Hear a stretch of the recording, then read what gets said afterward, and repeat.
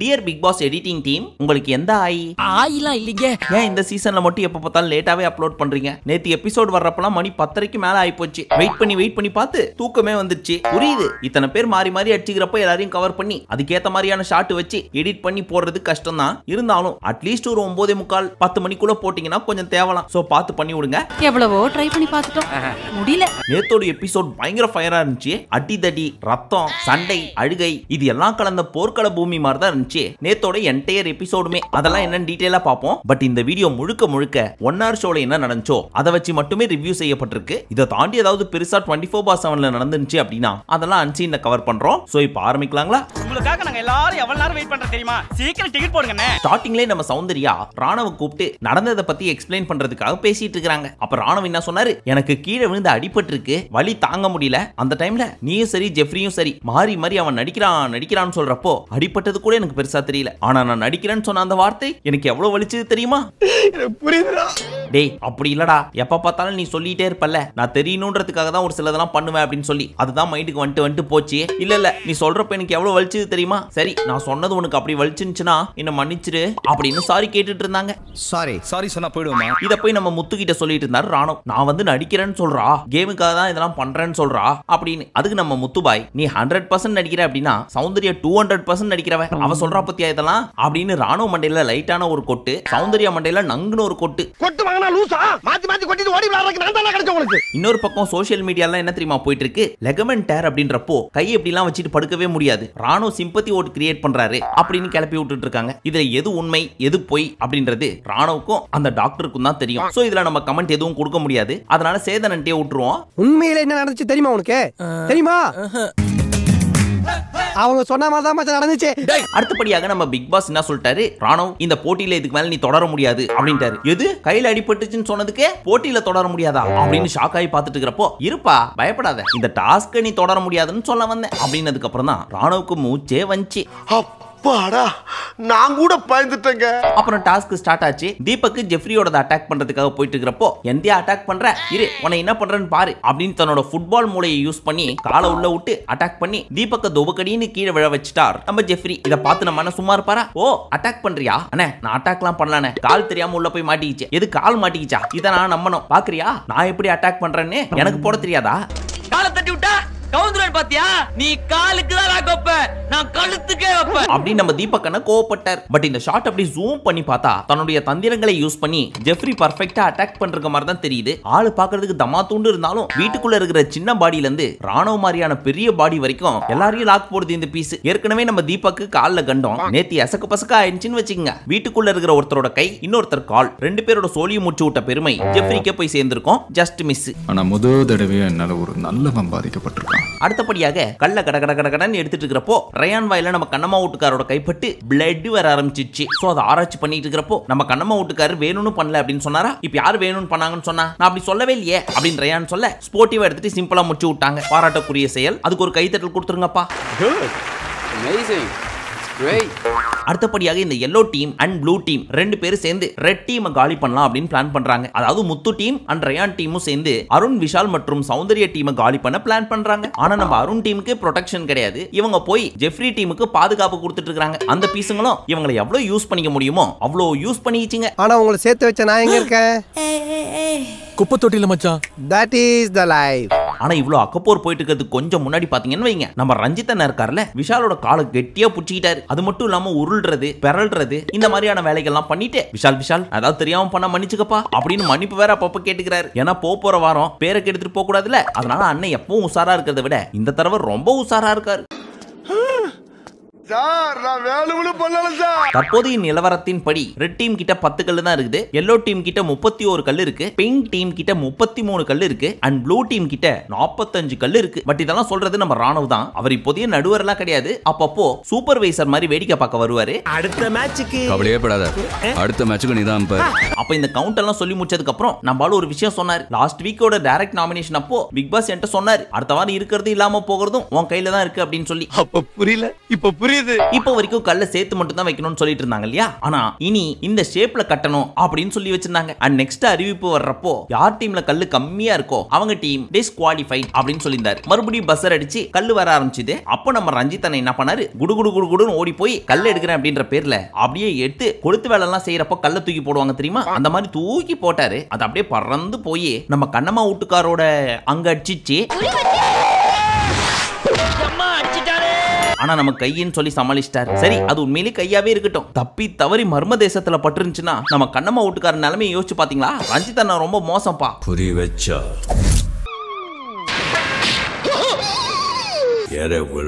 அப்புறம் நம்ம கண்ணம்மா வீட்டுக்காரு வழி தாங்க முடியாம அப்படியே போய் படுத்துட்டாரு. இதுதான் சரியான சந்தர்ப்பம் அப்படின்னு சொல்லிட்டு நம்ம சௌந்தர்யா என்ன பண்ணாங்க, அப்படியே கடகடன்னு ஓடி போய் முத்து டீம்ல இருக்கிற கல்ல நங்குன்னு ஒரு உத விட்டு கீழே தள்ளி விட்டாங்க. ஆனா இவங்களுக்குள்ள பேசி இருக்கிறது என்ன அப்படின்னா, கல்லு வந்திருக்கிறப்போ மத்தவங்க டீம்ல இருக்க கல்லையும் எடுக்க கூடாது, அவங்க அடுக்கி வச்சிருக்க கல்லையும் கலைக்க கூடாது. ஆனா நம்ம சௌந்தர்யா அறக்குறையா புரிஞ்சுக்கிட்டு அவங்க டீம் கல்ல போய் கலைச்சு விட்டு வந்துட்டாங்க. இந்த லூசு போயிட்டு வந்து இந்த கடியாரத்தை காப்பாத்தி பத்திரமா உள்ள கொண்டு வைங்க. ஆனா கன்வேயர் பெல்ட் நிக்கல, கல்லும் வந்துட்டு தான் இருக்குது. ஆனா நம்ம கண்ணம்மா வீட்டுக்காரருக்கு ரொம்ப தங்கமான மனசு. அது தெரியாம தான் நடந்துச்சு, அண்ணன் தெரியாம தான் போட்டாரு, அவர் மேல எந்த தப்பும் இல்லைன்னு சொன்ன உடனே நம்ம அண்ணன் கொடுக்குற ரியாக்ஷனை மட்டும் கொஞ்சம் ஜூம்ல பாருங்களேன். அப்பனே விநாயகா, இன்னைக்கு எனக்கு பிறந்த நாள். என்ன கோயில காணா? அப்பாடா, நான் கூட போறப்ப ஏதாவது சம்பவம் நடந்துருமோ அப்படின்னு பயந்துட்டேன். கடைசியில என்ன காப்பாத்திட்ட ஆண்டவா அப்படின்னு வாய ஆணு பொளந்துட்டு மேல பாத்துட்டு இருக்காரு. தப்பி தவறி காக்கா குருவில மேல பறந்துருந்துச்சுன்னா என்ன இருக்கிறது? என்ன நக்குறேன் ஆய் மாதிரி இருக்கு, என்ன ஆயின்னு பாரு. அடுத்து நம்ம கேப்டன் என்ன பண்ணாரு, இந்த மாதிரி தயவு செஞ்சு கல்ல மட்டும் தூக்கி போடாதீங்க, லேடிஸ் எல்லாம் இருக்கிறாங்க, ஏதாவது பட்டுருச்சுன்னா அப்படின்னு கேட்க, அதுனா லேடிஸே ஜென்ட்ஸ்னு சொல்லுங்க, யார் மேல பட்டா என்ன, எல்லாரும் ஒண்ணுதான், அதுக்கு பதிலா பார்த்து விளையாடுங்கன்னு சொல்லலாம்ல. டேய் ரயானே, நான் இதை தான் சொல்லணும் அதை தான் சொல்லணும், நீ எப்படா சொல்லலாம் அப்படின்னு இந்த பீஸுங்க ரெண்டும் மாறி மாறி அடிச்சுக்க ஆரம்பிச்சிட்டீங்க. விலைக்கோட ஆள் இருக்கிற தைரியத்தில் தான் ரெண்டு பேரும் இப்படி மால் கட்டுறாங்க. அதுவும் சரிதானே, சொல்றது பொதுவா சொல்லணும், கல்லு தூக்கி பட்டா அடிபட்டுரும் அப்படின்னு. அதை விட்டு எதுக்கு லேடிஸ்னா சொல்லணும்? இப்ப நம்ம கண்ணம்மா வீட்டுக்காரு ஒரு ஜென்ட்ஸ், அவருக்கு படாத இடத்துல பட்டுருந்துச்சுன்னா உங்களுக்கு ஓகேவா? என்னதான் கேப்டனா இருந்தாலும் ஒரு நியாயம் வேணா? அதானே.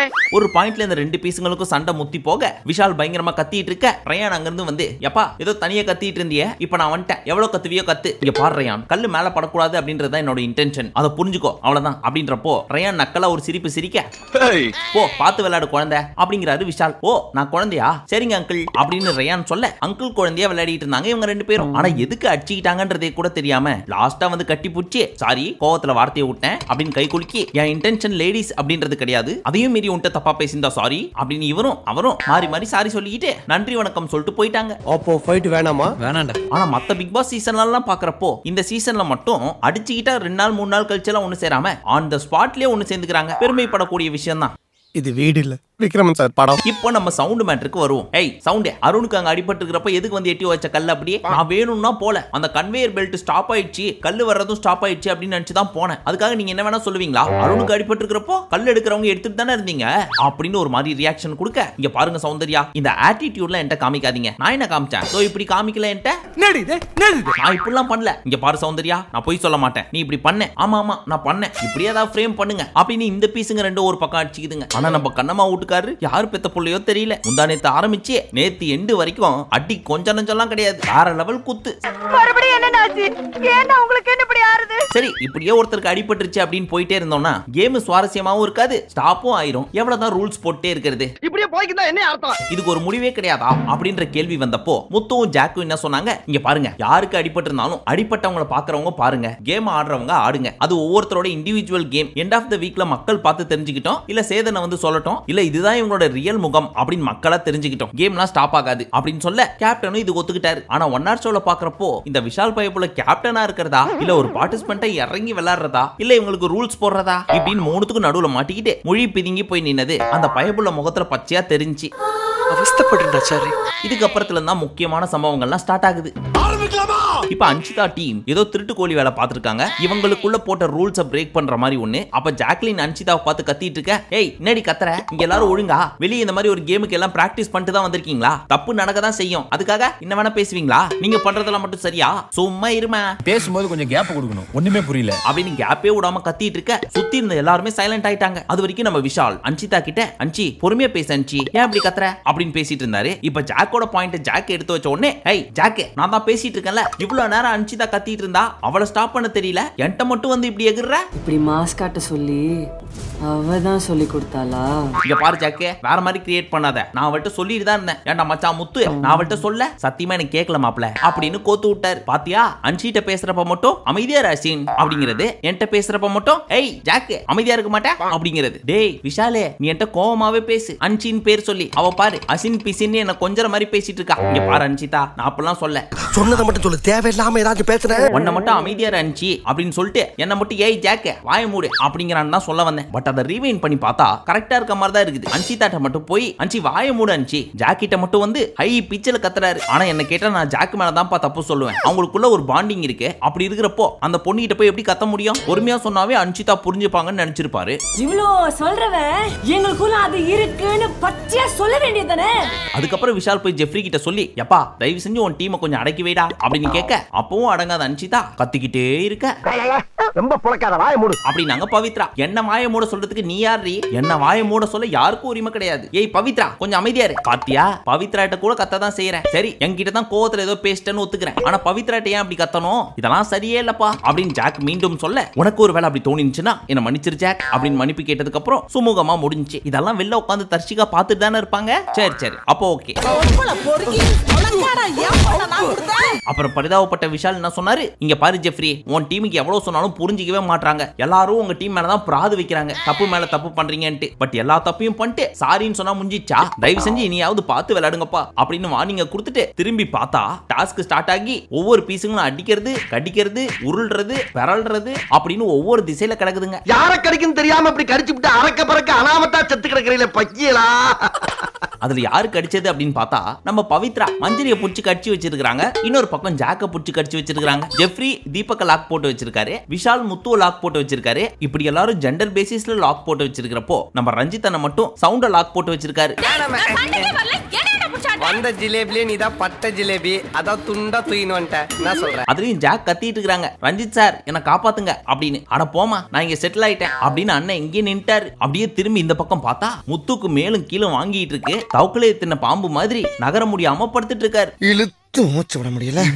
சில நேரத்துல சுருக்கு சுருக்கு சுருக்கு சுருக்குன்னு வலிக்குது, சில நேரத்துல கடுகடுன்னு இருக்கு மாப்ள. இந்த பக்கம் ஜாக்கு பவித்ரா என்ன கடிச்சிட்டான்னு கத்திட்டு இருக்காங்க. ஏமா பவித்ரா ஏமா கடிச்ச அப்படின்னு கேட்டா, நான் கடிக்கலாம் இல்ல, பல்லு தான் பட்டுருச்சு, அதுவும் தெரியாம நடந்துச்சு அப்படின்றாங்க. அது எப்படி தெரியாம அந்த பல்லு மஞ்சரி மேலயும் ஜாக்கு மேலயும் ஒரே மாதிரி போடும் அப்படின்றதுதான் தெரியல. முந்தி எல்லாம் அடிப்பாங்க, இப்ப கடிக்க ஆரம்பிச்சிட்டாங்களே.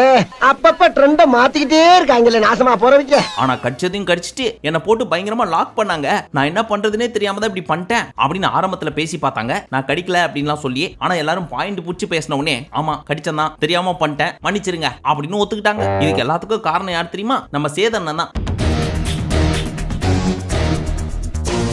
லாஸ்ட் வீக்ல இந்த பொண்ணுகிட்ட ஏதாவது பண்ணுமான்னு சொல்லி கட்சியில என்ன பண்ணி வச்சிருக்குது பாத்தீங்களா? ஒரு பாயிண்ட்ல மன்னிப்பு கேட்டதுக்கு அப்புறம் உன்ன எல்லாத்தையும் பண்ணிட்டு மன்னிப்பு கேட்டுருவாங்கப்பா, அதானே இந்த கேமே அப்படின்னு மஞ்சரி கடுப்பாய் பேசிட்டு இருக்காங்க. ஆனா இந்த ஜெஃப்ரி, பவித்ரா, அன்ஷிதா இந்த 3 பீஸுங்களும் ஸ்டார்டிங்ல இருந்து இப்ப வரைக்கும் எல்லா தப்பையும் பேக் டு பேக் பண்ணிட்டு சாரி தெரியாம பண்ணிட்டேன் அப்படின்னு கால்ல ஊந்துடுறாங்க. This is my game. அடுத்தபடியா மறுபடியும் டாஸ்க் ஸ்டார்ட் ஆகுது, அடுக்குறாங்க. அப்ப நம்ம ஜெஃப்ரி போய் ப்ளூ டீமோட கல்லை எட்டி உதைக்கிறாரு. இத பார்த்த தீபக் அண்ணா சும்மா இருப்பாரா? எங்க கல்லை எட்டி உதைக்கிறியா, இப்ப என்ன பண்றன்னு பாருடா அப்படின்னு ஓடி போய் எட்டி உதைச்சு பார்த்தாரு. அன்ஷிதாவோட கல்ல விடற மாதிரி தெரியல. சோ அப்படியே ஒரு தள்ளு, எல்லா கல்லும் கீழே விழ திடீர்னு அன்ஷிதா மண்டையில பயங்கரமான அடி. வலிக்குதுன்னு தலையில கை வச்சுட்டு இந்த பக்கம் போயிட்டாங்க. நீ அடிச்சல ஏர்ல பாஸ் ஆகி போய் விழுந்தத பார்த்து பதறி போய் தட ஓடியாரேன். பாவ ரத்த குட்டுதே. அந்த புள்ள பொளப்பானா பொளக்கலான்னு தெரியல எனக்கு. நம்மளும் ஜூம் இன் பண்ணி பார்க்கறோம், ஜூம் அவுட் பண்ணி பார்க்கறோம். அந்த மாதிரி கல் எதுவும் மண்டையில பட்ட மாதிரியே தெரியல. மேபி விண்வெளியில இருந்து இன்விசிபிள் கல் ஏதாவது வந்து மண்டையில அடிச்சிச்சான்னு தெரியல. ஓபன் ஆயி மேல வந்து பீச்சிட்டு இருக்கேன். இங்க பாருங்க, என்னடா நீங்க ஏதோ ஃப்ராட் பண்ண பாக்குறீங்க. தீபக் அண்ணன் தள்ளி விடுறப்ப தான் கல் வந்து மண்டையில அடிச்சு இந்த மாதிரி ஆயி போச்சு அப்படின்ட்டாங்க. அதுக்கப்புறம் முடியலன்னு சொல்லி கன்ஃபெஷன் ரூமுக்கு போய் ட்ரீட்மெண்ட் எடுத்துட்டு வந்தாங்க அன்ஷிதா. பாவம் பலத்த அடின்னு நினைக்கிறேன். ஆனா அல்டிமேட் என்னன்னா, நம்ம எடிட்டிங் டீம் பர்ஃபெக்ட்டா நமக்கு புரிய வைக்கிறதுக்காக ஒரு ஆங்கிள் காமிச்சாங்க பாத்தீங்களா? அங்க நிக்கிறாங்க. சார் என்ன சார் சொல்றீங்க? நம்ம கடமை நம்ம செஞ்சு தானே சார் ஆக வேண்டியிருக்கு. இன்னொரு பக்கம் நம்ம கண்ணம்மா வீட்டுக்காரரு இல்ல வீக்கான வீட்டுக்காரரு வீக்காயி படுத்துட்டு இருந்தாரு. அவரால எதுவுமே பண்ண முடியல பாவம். ஒழுங்கா அவரோட டீமுக்கு ஆடி இருந்தா பரவாயில்ல, அதை விட்டு டீம் போட்டு ஆடுறேன் அப்படின்ற பேர்ல தான் டீமுக்கு ஒழுங்கா ஆட முடியாம அந்த பிங்க் டீமுக்கு ஒழுங்கா ஆட முடியாம பேச்சு மூச்சு இல்லாம படுத்துட்டு இருக்குது இந்த பீஸ். செய்யுங்களா செய்யுங்க. அதுக்கப்புறம் இந்த எல்லோ டீமும் சரி ரெட் டீமும் சரி ஒரு ஒப்பந்தம் போட்டுக்கிட்டாங்க. மத்த 2 டீமும் அடிச்சுக்கிறப்போ நம்ம 2 டீமும் உள்ள போக கூடாது அப்படின்னு சொல்லி. அதனால அந்த 2 டீமும் மாறி மாறி அடிச்சு உருண்டு பிறண்டு பாக்குற நமக்கே பீதி ஆகுற அளவுக்கு பயங்கரமான லாக் போட்டுட்டு இருக்காங்க. சரி பசங்க தான் இப்படி இருக்காங்க அப்படின்னு பார்த்தா இந்த அன்ஷிதாவும் மஞ்சரியும் என்ன மாதிரி லாக் போட்டுட்டு இருக்காங்க தெரியுமா? இத பார்த்து நம்ம கேப்டன் ஓரமா உட்கார்ந்து அழுவ ஆரம்பிச்சிட்டாரு. டேய் என்னால முடியலடா, பயமா இருக்குடா இவங்க ஆடுறதெல்லாம் பாக்குறப்போ, யாருக்கும் அடிபட்டுற கூடாதுன்னு எவ்வளவு தெளிவா இருக்கேன் தெரியுமா அப்படின்னு நம்ம கண்ணம்மா வீட்டுக்கார கட்டி பிடிச்சி அழுதுட்டு இருக்காரு. எல்லாத்துக்கும் நடுவுல கேப்டனா மாட்டிட்டு இந்த பீஸ் படுற பாடு இருக்கே ரொம்ப பரிதாபம். தைரியமா போங்க சார், தைரியமா போங்க. நடந்து போச்சு, என்ன பண்றது? இப்போ ஒரு டீமை தூக்கி ஆகணும் இல்லையா? அதன்படி லீஸ்டா கல் வச்சிருக்க ரெட் டீம் இந்த டாஸ்க்ல இருந்து அவுட் ஆவறாங்க. ஆனா ஹையஸ்டா இருக்கிறது யார் தெரியுமா? ரெட் டீமை யூஸ் பண்ணிக்கிட்ட பிங்க் டீம். அவங்கள்ட்ட தான் அதிகப்படியான கற்கள் இருக்கு. பேசி ஜெயித்து விட்டாயடா, புத்தி தீட்டி ராஜதந்திரங்களை கரைத்து குடித்திருக்கிறாயடா. இதெல்லாம் முடிஞ்சதுக்கு அப்புறம் மஞ்சரி என்ன சொல்லிட்டு இருக்காங்க? ஜாக் அன்ஷிதாவை கூப்பிட்டு சொல்றா மஞ்சரியோட Dress விலகுது பார்த்து விளையாடுங்க அப்படின்னு சொல்லி. அதுக்கு அன்ஷிதா என்ன தெரியுமா சொல்றா? அவ Dress விலகுறத பத்தி அவளுக்கே கவலை இல்ல, நான் எதுக்கு கவலைப்படணும் அப்படிங்கிறா. இப்படின்னு சொல்லி முத்துகிட்ட சொல்லிட்டு இருக்காங்க. என்னதான் டாஸ்கா இருந்தாலும் ஒரு பொண்ணுக்கு பொண்ணு இது கூட ஹெல்ப் பண்ண மாட்டாங்க அப்படின்னு நினைக்கிறப்பதான் இன்னும் வேதனையா இருக்கு. அந்த விஷயத்துல நம்ம பசங்க எவ்வளவு தேவலாம்பா. கத்துக்க அவன்கிட்ட இருந்து 10 வருஷமா பழைய மைக் செட்டை வச்சுக்கிட்டு மூஞ்சி எப்ப பார்த்தாலும் உருன்னு வச்சுக்கிட்டு ஆளப்பாரு. அதுக்கப்புறம் இந்த டாஸ்க் தற்காலிகமாக நிறுத்தி வைக்கப்பட்டது. இதோட நாளைக்கு தொடரும் அப்படின்னு சொல்லி முடிச்சிட்டாங்க. அன்னைக்கு நைட்டு முத்து ஒரு பிளான போடுறாரு. இங்க பாருங்க, ஒண்ணு நான் ஜெஃப் டீம் கிட்ட பேசுவேன், இல்ல ஜாக் டீம் கிட்ட பேசுவேன், எனக்கு ஃபைனல்ஸ் போயே ஆகணும் அப்படின்னு பிளான் போட்டுட்டு இருக்கிறப்போ ஜாக் அப்படியே நடந்து வந்தாங்களா? ஜாக்கே வந்தது வந்துட்டேன், நான் ஒரு பிளான் சொல்றேன், உனக்கு ஓகேவான்னு பாரு. நாளைக்கு டாஸ்க் ஸ்டார்ட் ஆனதுக்கு அப்புறம் என் டீம்ல இருந்து மஞ்சரி போய் அன்ஷிதாவை பிடிப்பாங்க, தீபக் அண்ணன் ஜெஃப்ரியை பிடிப்பாரு, நீ பவித்ராவை பிடிச்சிரு, நான் என் டீமுக்கு தேவையான கல்லெல்லாம் எடுத்துறேன். உன் டீம்ல இருந்து ரஞ்சித் அண்ணனையும் ரயானையும் கல்லெல்லாம் எடுக்க சொல்றேன். ஃபர்ஸ்ட் ஒரு கல்லு கூட இல்லாத அளவு காலி பண்ணணும், வேகமா பண்ணணும். இப்ப அந்த டீமை காலி பண்ணிட்டோம் அப்படின்னா லாஸ்டா நீயும் நானும் தான் ஃபைனல்ஸ்ல இருப்போம். அதுக்கப்புறம் நம்ம 2 பேரும் பாத்துக்கலாம், நான் சொல்றேன் அப்படின்னு கேட்க ஜாக்கும் மண்டை ஆட்டுறாங்க. பயபுள்ள டாஸ்க்னு வந்துச்சுன்னா எந்த லெவலுக்கு இறங்குது பாத்தீங்களா? சரித்திரத்தில் எப்படி இடம்பெற செய்வது என்று நினைத்துக் கொண்டே கழிவறையில் நான் அமர்ந்திருக்கும் போது கணநேரத்தில் என் ஞானத்தில் உதயமானது இந்த ஓவியம். அதனாலதான் சேதனன்ட்டே சொல்லி வச்சிருந்துச்சு போல இருக்கு. சார் இந்த டாஸ்க்குக்காக நான் உசுர கொடுத்து ஆட போறேன், நைட்டு நிறைய தண்ணி குடிச்சிட்டு படுக்க போறேன், காலையிலே உச்சா வந்து எழுப்பி விடும், அதுல இருந்து ஆக்டிவ் ஆயிருவேன் அப்படின்னு சொல்லி. எப்பயுமே ஃபர்ஸ்ட் பிளான் தான் பெஸ்ட் பிளான். ஆனா இந்த என்டையர் டாஸ்க்லயுமே ரொம்ப டீசென்ட்டா விளையாடுனது யாரு அப்படின்னு பார்த்தா தீபக் அவர்கள் அப்படின்னு சொல்லலாம். ஏன்னா எங்க ஒரு அக்கப்போர் நடந்தாலும் இப்படி பண்ணாதீங்க அப்படி பண்ணாதீங்கன்னு சொல்றது மட்டும் இல்லாம ஒருத்தருக்கு அடிபட்டிருக்கு அப்படின்றப்போ அவருக்காக போய் நிக்கவும் செஞ்சா. அப்படி அதை நான் ஒரு சில இடத்துல நோட் பண்ணேன். உங்களுக்கு அப்படி யார் தோணுச்சு அப்படின்னு சொல்லி மறக்காம கமெண்ட்ல சொல்லுங்க. கடைசி அந்த 3 பேர் பேசிட்டு இருக்கிறப்போ ரயானும் நம்ம சொன்னதான் சொன்னாரு, அன்ஷிதாக்கு தலையில அடிப்படவே இல்ல, ஆனா பட்டுருச்சு அப்படின்ட்டா. ஆனா அவ எடுத்த மூவ் சரியான மூவ், செம்ம ஸ்மார்ட் அப்படின்னு சொல்லிட்டு இருக்கிறப்போ சௌந்தர்யா என்ன சொல்றாங்க, என்னடா இது கேம், நேத்து என்னன்னா ராணுவ அப்படி பண்றான், இன்னைக்கு என்னன்னா அன்ஷிதா இப்படி பண்றா, இதுல எது உண்மை எது பொய்னே தெரியலையே அப்படின்னு ஃபீல் பண்ணிட்டு இருக்காங்க. அதே டவுட் தான் எங்களுக்கும். நம்ம சேதன சொல்ற வரைக்கும் இதுக்கான கரெக்டான கிளாரிட்டி கிடைக்கவே கிடைக்காது. சோ பார்த்து பண்ணி விடுங்கண்ணே. வாங்கண்ணே போடா. சரி, நேத்து பூரா மழை பெஞ்சது சென்னையில, அதனால இன்னைக்கு டாஸ்க் ஃபுல்லா மழையில தான் இருக்கும். எப்படி ஆட போறாங்க அப்படின்றத வெயிட் பண்ணி பார்ப்போம். பட் அதுக்கு முன்னாடி டியர் ஹாட் ஸ்டார் டீம், தயவு செஞ்சு பாரபட்சம் பார்த்து கொஞ்சம் ஆன் டைமுக்கு வீடியோ அப்லோட் பண்ணி விடுங்க. காத்திருந்து கண்ணு எரிய ஆரம்பிச்சிருது. அதனால தான் இந்த வீடியோ கொஞ்சம் லேட் ஆகி போச்சு. இல்ல ரொம்பவே லேட் ஆகி போச்சு, அதனால மன்னிச்சு. மீண்டும் உங்களை அடுத்த வீடியோவில் சந்திக்கும் வரை நன்றி, வணக்கம், நமஸ்தே, நமஸ்கார்.